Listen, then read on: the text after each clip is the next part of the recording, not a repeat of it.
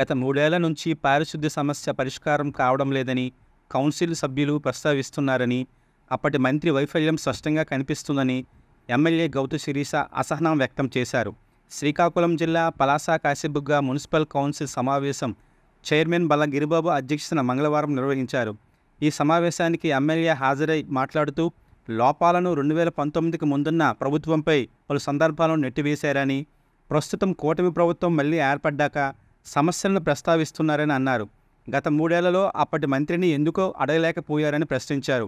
Kashibugga Palasa municipality మురికిపాలిటీగా తయారైందని ఆవేదన వ్యక్తం చేశారు. మున్సిపాలిటీ అభివృద్ధికి గతంలో ఎంపీ నిధులను కేటాయిస్తే పలాస నియోజకవర్గంలో ఆ నిధులు వినియోగించకుండా అప్పటి ప్రజాప్రతినిధి అడ్డుపడడం వాస్తవం కాదా అని ప్రశ్నించారు. మున్సిపాలిటీ వెనుకబాటుతనానికి గత పాలకులనే అసమర్థతే ముమ్మాటికి కారణమన్నారు. అయితే తాను చిన్న బుద్ధి చేసుకోకుండా రాజకీయాలను పక్కన పెట్టి మున్సిపాలిటీలోని అన్ని వార్డుల అభివృద్ధికి కృషి చేస్తానని చెప్పారు. ఈ తప్ప ఎంపీ నిధుల నుంచి 50% వరకు నిధులను మున్సిపాలిటీలోనే ఖర్చు చేస్తామని చెప్పారు. ఇక్కడి సంపదలను దోచుకున్నారే తప్ప ప్రజా సమస్యలను పట్టించుకోలేదన్నారు. అయితే తాను కక్ష సాధింపు చర్యలకు పాల్పడనని స్పష్టం చేశారు. అధికారులు గత 3 ఏళ్లుగా ఓ పద్ధతికి అలవాటు పడిపోయారని, ఆ అలవాటును మారేలా చేయవలసిన ఆవశ్యకత ఉందని ఎమ్మెల్యే శిరీష అన్నారు. సమావేశంలో పలువురు కౌన్సిలర్లు, కో-ఆప్షన్ సభ్యులు, అధికారులు పాల్గొన్నారు. ప్రారంభం నుండే ఇటువంటి కార్యక్రమాలు చేయడం చాలా ఆనందదాయకం. ఏది అయినప్పటికీ ఇంకొక సమస్య గతంలో చైర్మన్ గారు పాలకవర్గం మీ దగ్గర పెట్టారు. గత పాలకవర్గంలో గత అధికారం ఉండేటప్పుడు కూడా ఒక 20 మంది 30 మంది పారిశుద్ధ్య కార్మికులకు అదనంగా వేసుకోవడానికి తీర్మానం తీసుకోవడం జరిగింది. నేటి వరకు అది కార్యాచరణ కాలేదమ్మా. పారిశుద్ధ్య కార్మికులు ఇప్పుడు తీసిన వెంటనే మళ్ళీ ఒక 4-5 నెలల తర్వాత ఎలా ప్రకారం ఇది అయిపోతుంది. ఖచ్చితంగా పర్యవేక్షణ ఉండాలి. కాబట్టి పారిశుద్ధ్య కార్మికులకు కేటాయించి వాళ్ళకి అవుట్సోర్సింగ్ మీద వచ్చేటట్టు తమ ప్రయత్నం చేయాలని కోరుకుంటున్నానమ్మా. నేను కూడా అబ్జర్వ్ చేశాను. అది చాలా బాధ్యత. అధికారులకి ఆల్రెడీ మీకు విన్నపం చేశాను. గత అలవాటే అది భయపెట్టే శాసనసభ్యులు వారు కాదు, మీ అందరికి అభివృద్ధిగా చేస్తున్న శాసనసభ్యులు కంపాన్సేషన్ గ్రౌండ్స్ లో తీసుకున్న వారికి అని. మరి 2 సంవత్సరాలుగా ఫండ్ లేదా, శాలరీలు ఇవ్వలేదా?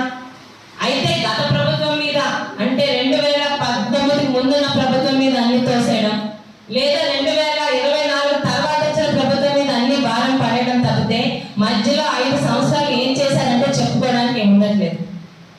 ఇక్కడ చైర్మన్ గారు కూడా తప్పు కాదు, ఆయన ఫండ్స్ వస్తే ఆయన చేస్తారు.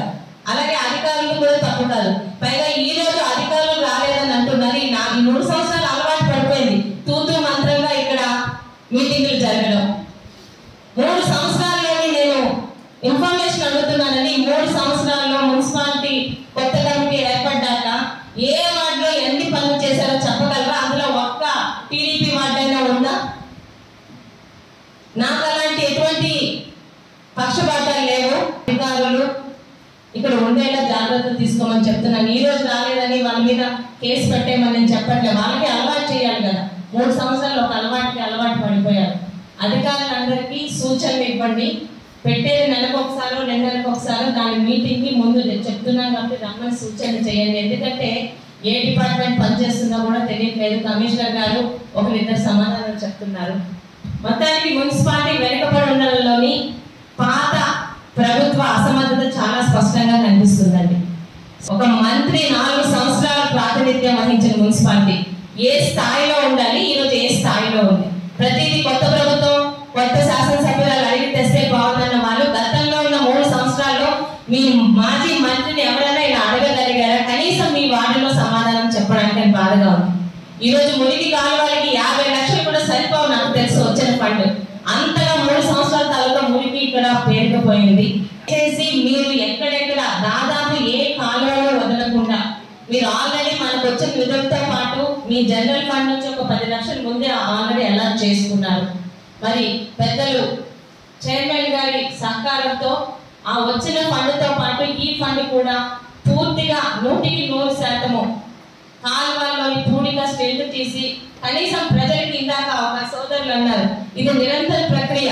ఇల్లు కూడా తుడుచుకోకపోతే 4 రోజుల్లోనే చెత్త అవుతుంది. ఇల్లు కూడా ప్రతిరోజు ఆడపిల్లలు తుడుస్తాం కాబట్టి బాగుంటుంది.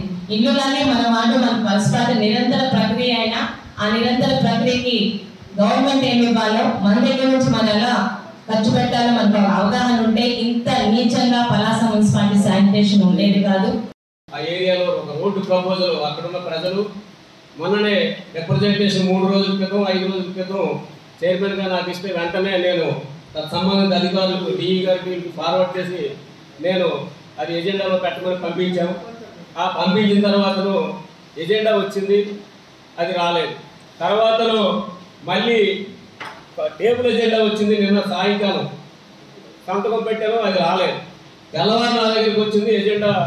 అదే చైర్మన్ గారు గతంలో చైర్మన్ గారిని పక్కన పెట్టి శాసనసభ్యులు ఏం చెప్తే అదే చెప్పేలా ఒక అలవాటు చేసేశారు.